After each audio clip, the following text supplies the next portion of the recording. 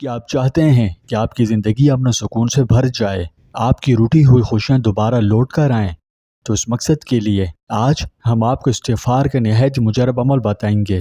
اگر آپ یقین کامل سے اسے کریں تو انشاءاللہ اللہ پاک آپ کو خوشحالی عطا کرے گا۔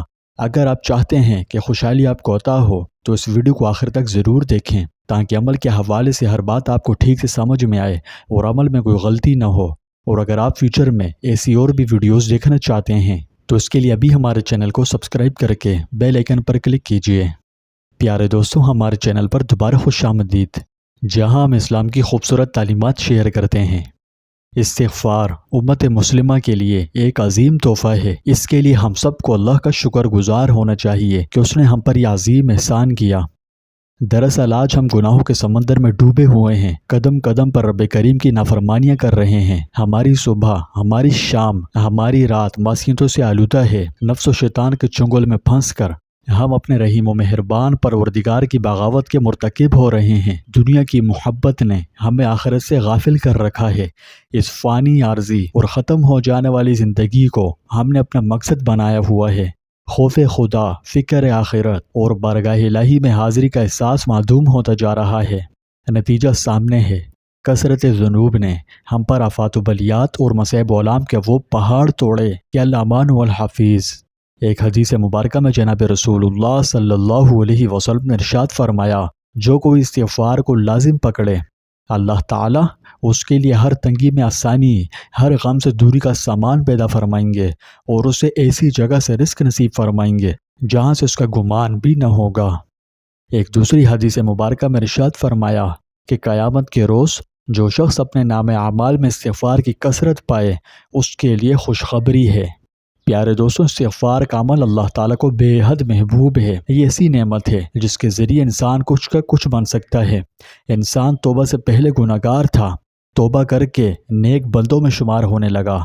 پہلے اللہ کے غضب کا مستحق تھا، اب اس کی رحمت میں آ گیا۔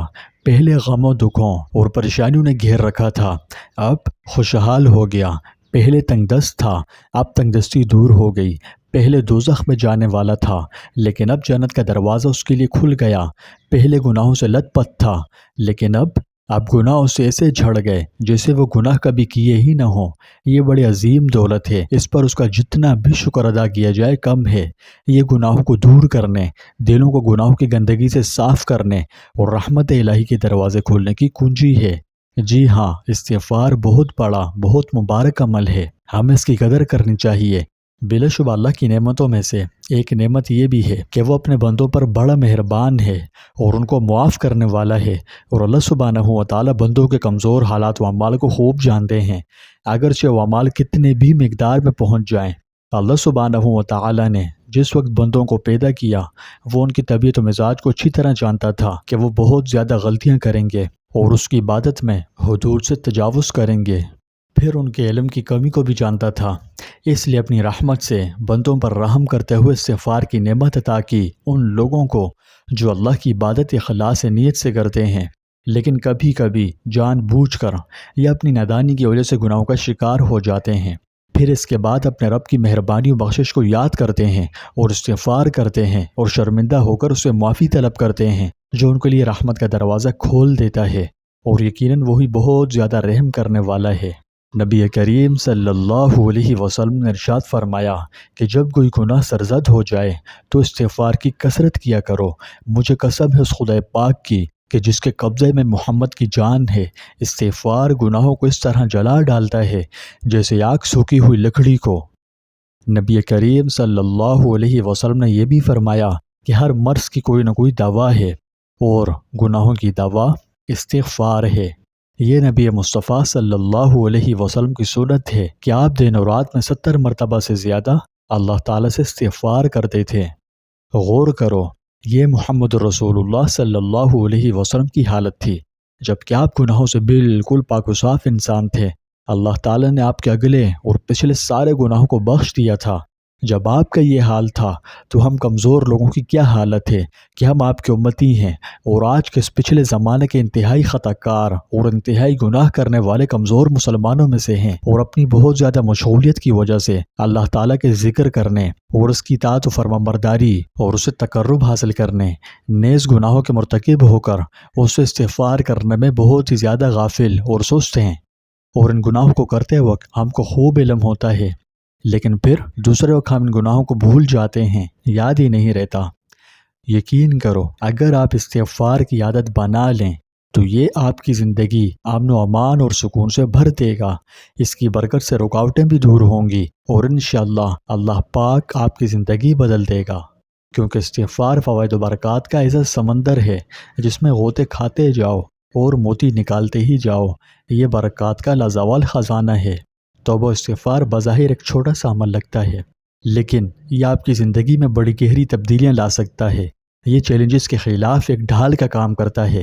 دراصل زندگی ہم پر مسلسل چیلنجز پھینکتی ہے۔ ان چیلنجوں کا مقابلہ کرنے کے لیے استغفار آپ کی روحانی ڈھال بن سکتا ہے، اور مصیبت سے محفوظ رکھنے میں اللہ کی مدد کے نزول کا بھی ذریعہ بن سکتا ہے، اور آپ کو ان کے خلاف حفاظت فراہم کر سکتا ہے۔ اس لیے آپ استغفار کو اپنی روزمرہ کے معمولات میں شامل کر لیں۔ ایک دن میں کم از کم 2000 مرتبہ استغفار کا ورد لازمی کریں۔ یہ ورد آپ چلتے پھرتے بھی کر سکتے ہیں، ٹھیک ہے؟ کوشش کیجئے کہ ہر نماز کے بعد 100 دفعہ اضافی پڑھیں۔ اسی طرح رات سونے سے پہلے اور صبح بیدار ہونے کے بعد استغفار جس قدر ہو سکے ورد کرنے کی عادت بنائیں۔ انشاءاللہ العزیز یہ عادت آپ کی زندگی میں ایسی تبدیلیاں لائیں گی کہ آپ گمان نہیں کر سکتے۔ حضرت لقمان نے اپنے بیٹے کو نصیحت کی تھی کہ بیٹا تم اپنی زبان کو اللہم اغفر لی کا خوگر بنا لو، کیونکہ اللہ جل شانہ کی کچھ ذاتیں ایسی بھی ہیں کہ ان میں وہ کسی بھی سائل کے سوال کو رد نہیں فرماتا، چاہے دل سے مانگتا ہو یا زبان سے۔ بس آپ استغفار کا بکثرت ورد کیجئے اور اپنی زندگی میں خوشیوں کے بیج بوئیے۔ اللہ کے حکم سے یہ بیج آپ کی زندگی میں سائیدار درخت بن جائیں گے۔ اللہ ہمیں عمل کی توفیق دے۔